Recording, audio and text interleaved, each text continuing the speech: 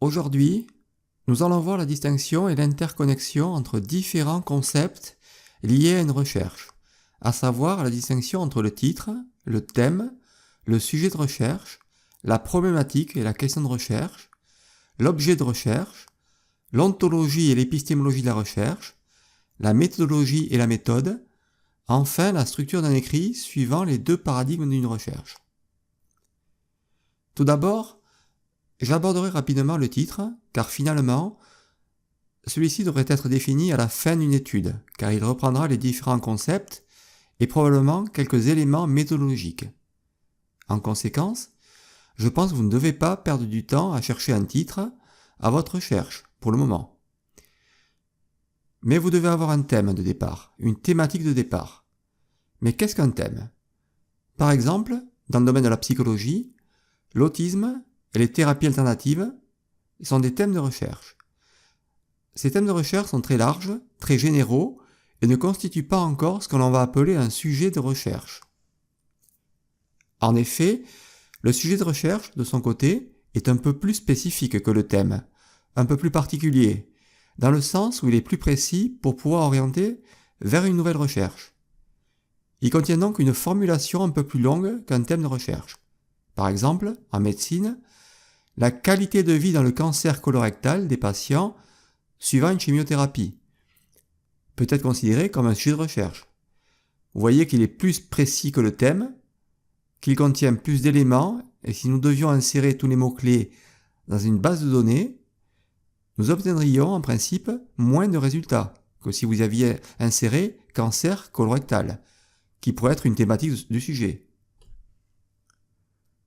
J'espère que vous voyez maintenant la nuance entre une thématique et un sujet de recherche.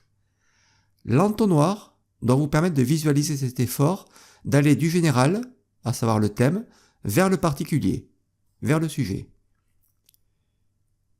Toutefois, vous n'êtes pas encore en bas de l'entonnoir et vous devez, à partir de la littérature explorée, dégager ce que l'on appelle la problématique de votre recherche. Cette fameuse problématique qui fait peur à presque tous les étudiants et les doctorants et dont on se demande comment on va pouvoir la trouver et si on va réussir à la trouver. Mais c'est quoi une problématique de recherche ? Dans un précédent article et une précédente vidéo, j'ai donné une définition de la problématique de recherche. Je vous la redonne. La problématique de recherche représente l'élaboration et la description d'un problème de recherche constaté dans la littérature ou sur un terrain d'étude. Ce qui, dans un second temps, aboutit à une synthèse de ce dernier, formulée sous la forme d'une question de recherche et d'une hypothèse théorique qui en découle. Il s'agit donc de rétrécissement du sujet d'étude qui a été retravaillé et exploré à travers des recherches et des synthèses de la littérature. Généralement, tout part du constat selon lequel certains angles précis relatifs à un sujet sont identifiés par l'étudiant ou par d'autres chercheurs comme nécessitant de faire l'objet de nouveaux travaux de recherche. Il s'agit de construire ici ce qu'on appelle l'objet de la recherche. Cet objet de la recherche est une construction abstraite de la réalité qui est menée par le chercheur ou l'apprenti chercheur.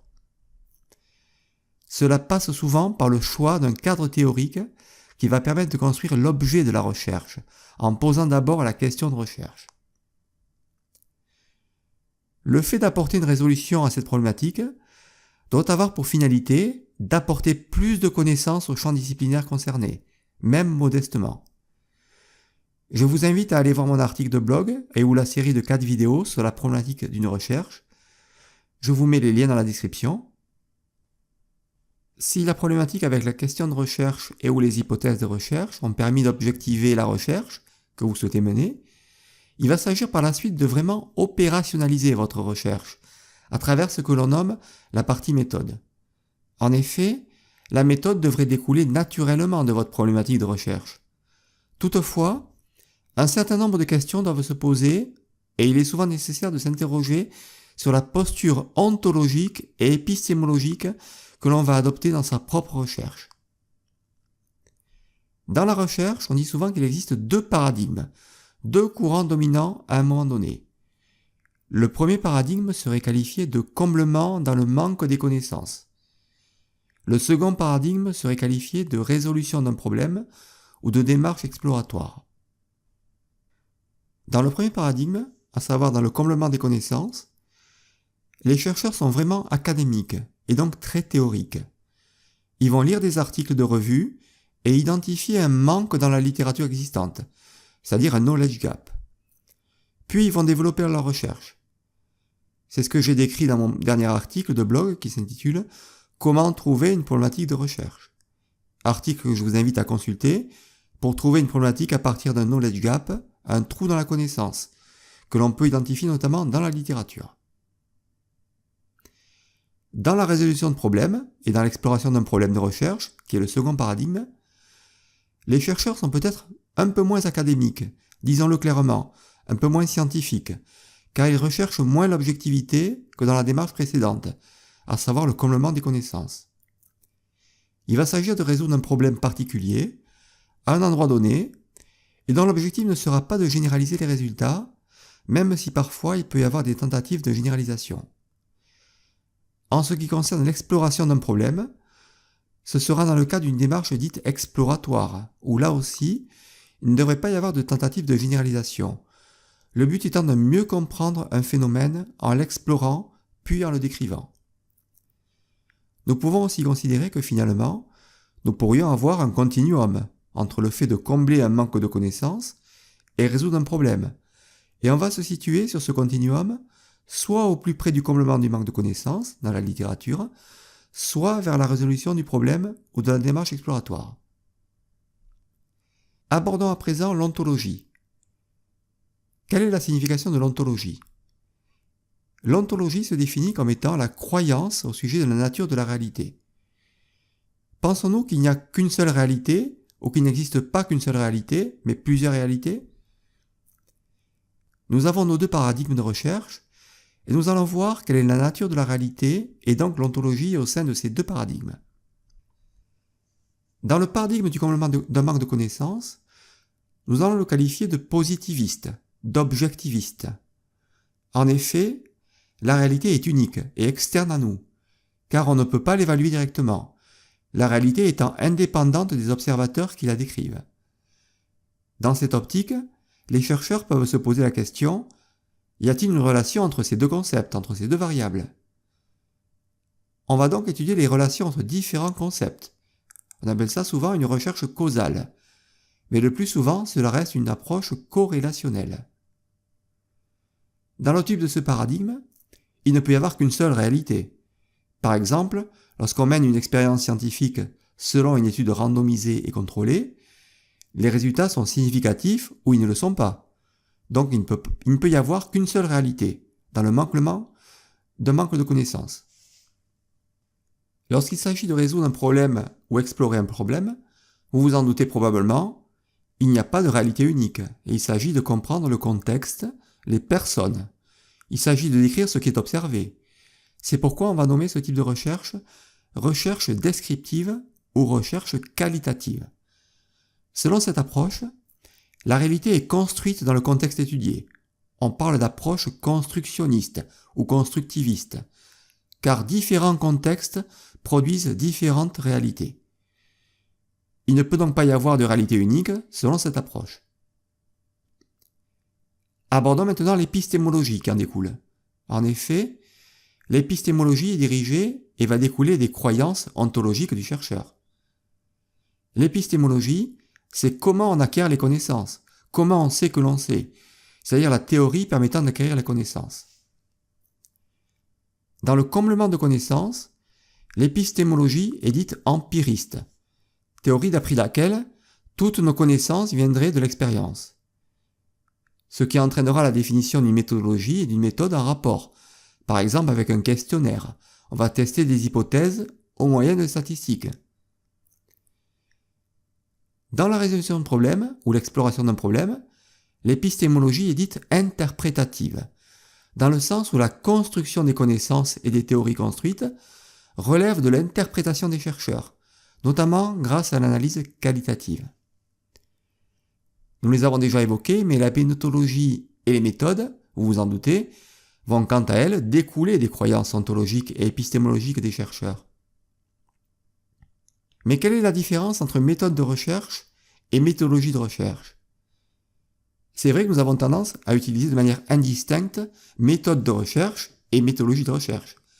Pourtant, c'est une erreur, car il y a une réelle différence entre les deux. Quelle est donc cette différence ?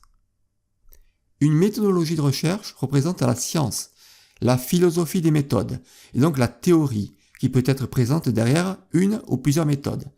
Il s'agit de connaître la raison pour laquelle on va utiliser telle ou telle méthode. Les méthodologies de recherche sont donc des approches philosophiques et théoriques, permettant de découvrir les savoirs et sont conduites par les croyances ontologiques et épistémologiques du chercheur. J'aurai l'occasion d'y revenir, mais chaque chercheur, de par sa formation reçue, possède des croyances au sujet de la nature de la réalité observée et de la manière dont on peut acquérir les connaissances. Quelques exemples de méthodologies de recherche, par exemple la théorie ancrée, la grounded theory, la phénoménologie, etc. Ce sont des méthodologies de recherche, car elles relèvent d'un courant de pensée théorique et spécifique qui va orienter le chercheur dans sa méthode. Une méthode de recherche, de son côté, suit une procédure, un process, des stades par lesquels il faut passer impérativement, de manière opérationnelle. Des méthodes de recherche peuvent être par exemple l'entretien, le questionnaire, l'observation, etc. Ce ne sont finalement que des outils pour recueillir les données. En résumé, demandez-vous si ce que vous décrivez relève de comment vous allez recueillir les données. Dans ce cas, ce serait une ou des méthodes. Ou si cela relève d'une stratégie plus large d'aborder votre recherche, et qui relèverait dans ce cas précis de la méthodologie. Enfin, il faut comprendre qu'avec une méthodologie, vous pouvez utiliser différentes méthodes pour répondre à vos questions de recherche et ou tester vos hypothèses. Mais vous l'avez compris, chaque méthodologie a ses méthodes particulières. Et il doit y avoir une cohérence entre la méthodologie et les méthodes que vous allez utiliser. Nous allons aborder maintenant la structure ou la forme que doit prendre un écrit suivant le type de paradigme. En effet, la forme va varier suivant le type d'étude que vous souhaitez mener, et les différentes parties qui la composent auront plus ou moins de poids ou d'importance dans l'écrit final. Dans le paradigme du comblement des connaissances, où la recherche sera quantitative, vous l'avez bien compris, il devrait y avoir une introduction, une revue littérature, parce que le but est de combler un manque dans la littérature. Si l'on ne sait pas identifier un manque ou si ça a déjà été étudié, pourquoi faire la recherche ? Dans ce type de recherche, la revue de la littérature est la partie la plus importante avec la problématique et la partie discussion. De cette revue de la littérature, on va extraire une problématique de recherche, un knowledge gap, et développer un modèle d'analyse, un modèle conceptuel, où l'on va tester des hypothèses. En effet, il n'est pas possible de mesurer les concepts dans sa tête. On ne peut pas dire « je pense que ». Il faut donc les tester de manière empirique. Ensuite, on va élaborer la partie méthode. Par la suite, on va collecter les données. Par exemple, on va créer un questionnaire et l'administrer. La démarche suivante sera d'analyser les données. Et enfin, on discutera des résultats. Maintenant, dans le paradigme pour résoudre un problème ou explorer un problème, où la démarche devrait être qualitative, il devrait y avoir, comme précédemment, une introduction. Maintenant, on va évoquer les buts et les objectifs de la recherche. C'est vraiment le plus important, on va dire, la question de recherche. Ensuite, on va évoquer la méthodologie, la méthode. On va pouvoir faire une revue de la littérature, mais qui sera quand même moins importante que pour les études quantitatives. On va collecter les données, on va analyser les données, on va discuter des résultats, et ensuite on va procéder à ce qu'on appelle une validation, qui va consister à apporter le maximum de validité à la recherche qualitative. Cette validation peut prendre différentes formes. Par exemple, en revenant auprès de certains sujets et leur soumettre une analyse qualitative pour voir si l'analyse correspond à ce qu'ils avaient évoqué. Pour valider les résultats de nos recherches, il est possible d'utiliser un autre échantillon, d'autres cas, de faire analyser les données par d'autres chercheurs ou avec d'autres chercheurs pour un consensus, etc. J'aurai l'occasion de revenir sur ce processus de validation dans les études descriptives, les études qualitatives. Sachez toutefois qu'il n'y a pas besoin de phase de validation dans les études quantitatives, puisque c'est objectif. Pour conclure, sur le paradigme de recherche avec l'ontologie, l'épistémologie, la méthodologie, les méthodes, mais aussi la structure de l'écrit, que ce soit un mémoire, une thèse ou un article, il faut être consistant dans sa philosophie pour réaliser une bonne recherche. Nous verrons prochainement comment ces deux approches peuvent se rejoindre dans une approche dite pragmatique et que l'on appelle recherche par les méthodes mixtes, Mixed Method Research. Toutefois, même si je vous ai évoqué toutes ces phases à travers ces concepts, cela vous paraît peut-être très linéaire, comme des process par lesquels le chercheur ou l'apprenti-chercheur doit passer systématiquement et successivement. Or, il n'en est rien. En fait, même s'il paraît évident qu'avoir un sujet de départ permet de se lancer dans sa recherche, une approche plus globaliste permet différentes entrées dans une recherche, différents points de départ possibles, qui permettent de construire sa recherche, et c'est ce que nous verrons prochainement à travers la présentation d'un canevas d'une recherche, le Research Design Canvas, proposé par Ben Elway.